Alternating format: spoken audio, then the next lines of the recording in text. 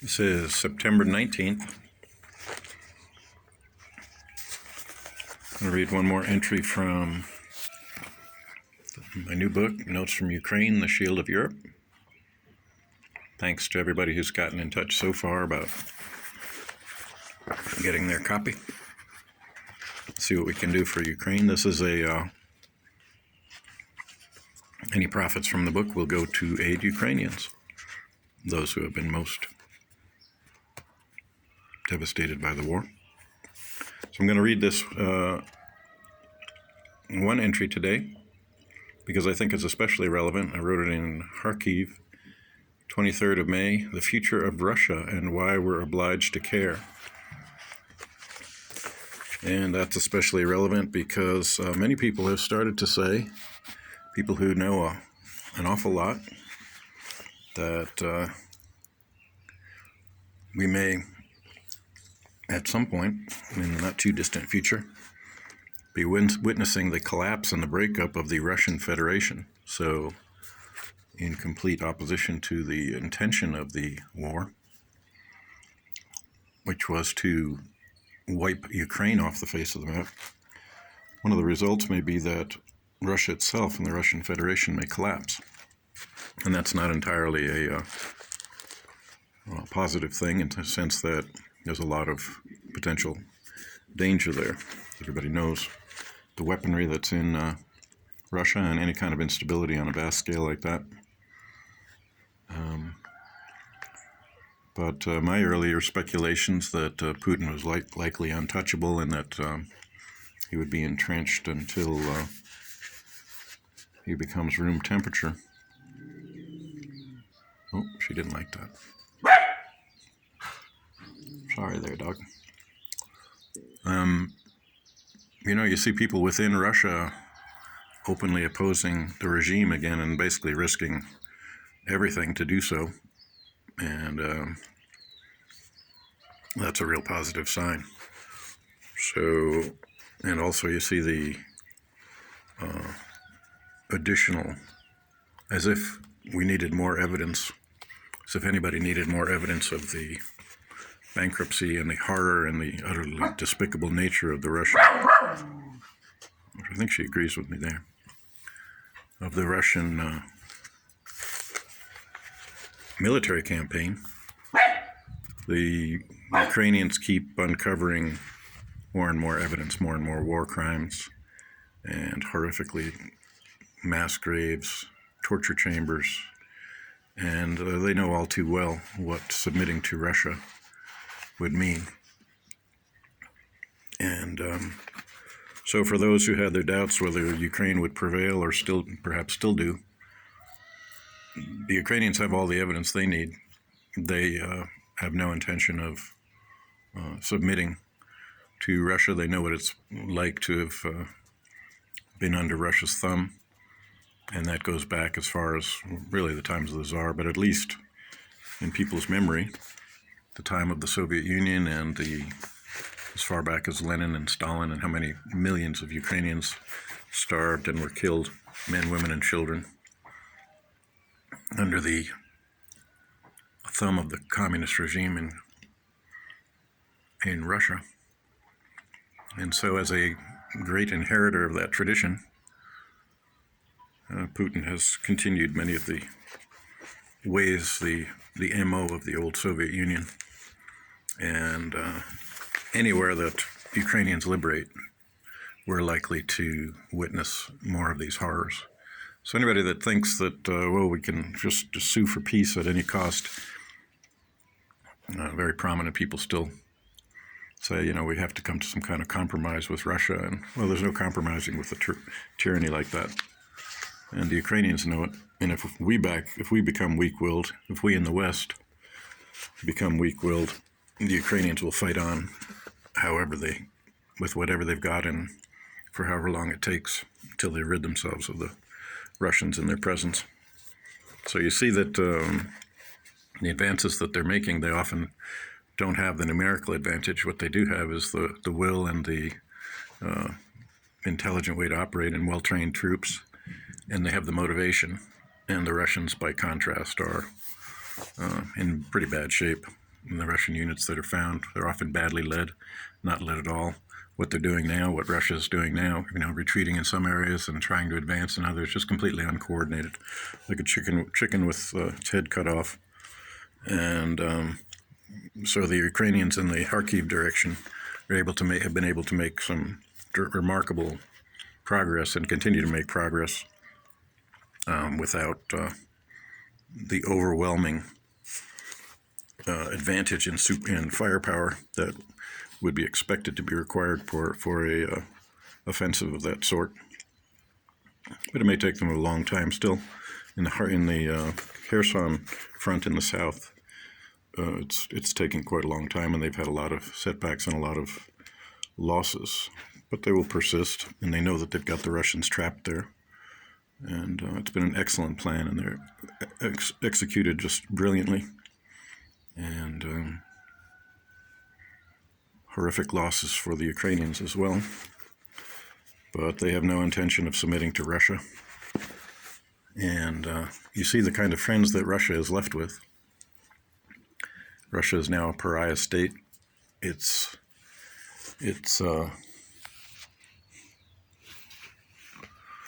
principal backers and friends are the lovely nations of Syria, North Korea, Iran, Belarus. So Russia is down to just a few dictatorships and really other failed and truly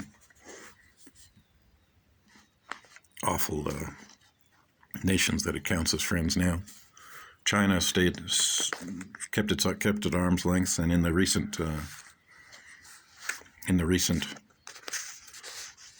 conclave that Russia and meetings that they've had with Chairman Xi and with the Indians as well, it's obvious that China wants to keep its distance, that the unlimited friendship with Putin is a thing of the past, and it never was much of a partnership there.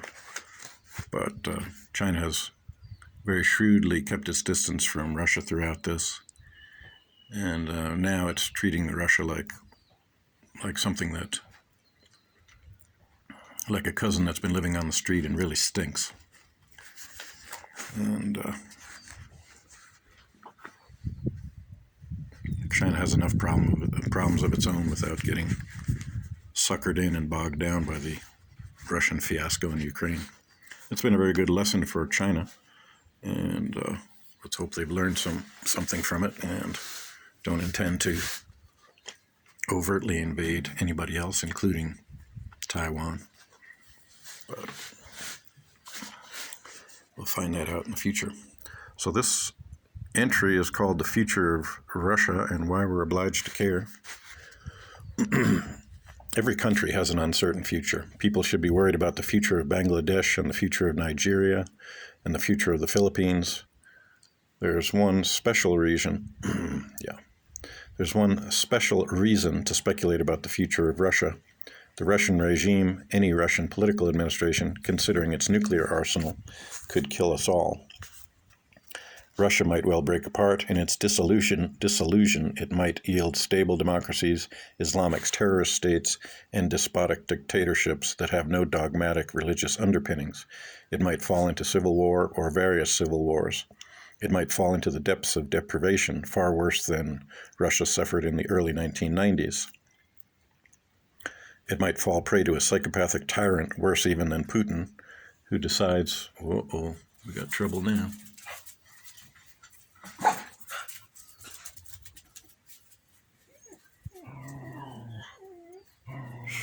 Come on. Yeah, it's the spirit. It could fall prey to a psychopathic tyrant, worse even than Putin, who decides that destroying the world and Russia is the only way forward. It could hold together and become a stable democracy like a cross between Canada and Germany. No one knows. There are outcomes that are more likely than others.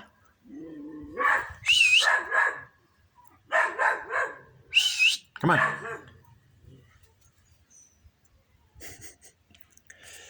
There are outcomes that are more likely than others.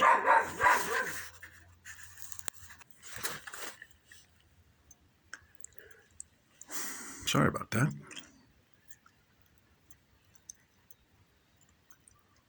There are outcomes that are more likely than others, just as there are outcomes more favorable to the future of planet Earth and global civilization than others. The current conflict has hastened Russia's downfall as a unified, powerful nation. Given demographic trends, a decreasing, aging population, rampant alcoholism, drug addiction, and serious infectious illness such as AIDS and TB, perhaps Russia's decline is inevitable. Most of these trends, to one degree or another, afflict all Western nations. Western democracies have the ability to correct and right themselves, to somehow muddle on. They don't, as a rule, make big problems bigger by launching disastrous wars of conquest against their neighbors. Russia has a long history of instability and dictatorship and very little experience with democracy. It has a long history of being invaded by its neighbors, from the Turks to the Swedes, to the Mongols, Napoleon, and the French, to the Germans. It was this history of being attacked from outside and invaded that gave Putin one of his better pretexts for launching the invasion, his invasion of Ukraine. NATO was expanding towards Russia. NATO was threatening Russia. This, obviously, I'm talking strictly from Russia's and from Putin's idiosyncratic point of view. NATO was never a threat to Russia. In fact, there was one thing about the situation in Ukraine that was truly threatening to Putin. Ukraine had chosen not just independence from Russia, they had chosen democracy. In a word, they were looking west. This was both unacceptable and unforgivable. Moreover, after the Russian armies had moved into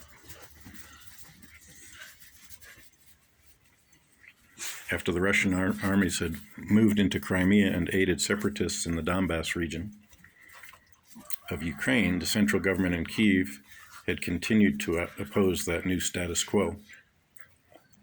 The Ukrainian government, in short, had poked the bear, and from the Putin regime's perspective, it had this invasion coming to it, as did NATO.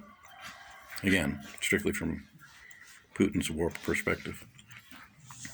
The invasion would restore Ukraine to its rightful place within the Russian Confederation. It would right historical wrongs. It would give Russia the breathing room on its western flank and along the Black Sea that it, or at least Putin, so coveted. And it would be the crowning glory of the Putin reign. He would restore and revitalize Russia. He might then even vanquish NATO or frighten it into further submission. If he is sick and dying, as is speculated, he might have gone to his eternal reward in peace. Okay, take it easy there. Now all that has been dashed on the rocks. I'm convinced the adjective Putinesque will be added to global dictionaries with several possible variations, as, for example, a military campaign outside the borders of one's home country, in which the results are precisely the opposite of the campaign's stated goals and intentions, or a war of territorial expansion launched by a stronger power over a much smaller neighboring country, in which the smaller nation nevertheless resists and prevails. He will die in office a global laughingstock and failure. He will be removed by his generals, poisoned by his mistress or cook, assassinated by someone with ties to his security service, or linger on for a dozen or more years, weakened like Saddam Hussein in the 1990s, still raging and lashing out and wagging his finger at the rest of us.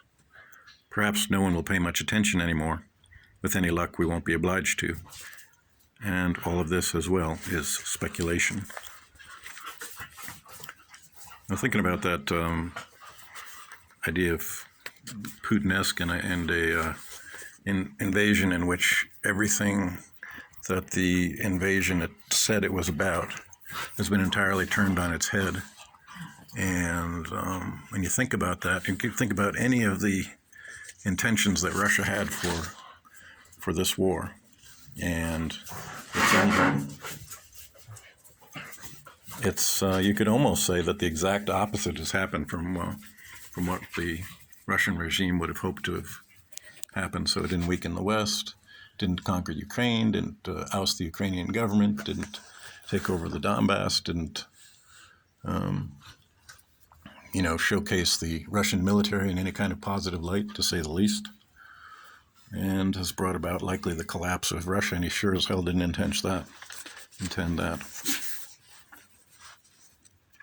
I say potentially brought about the collapse of the Russian Federation.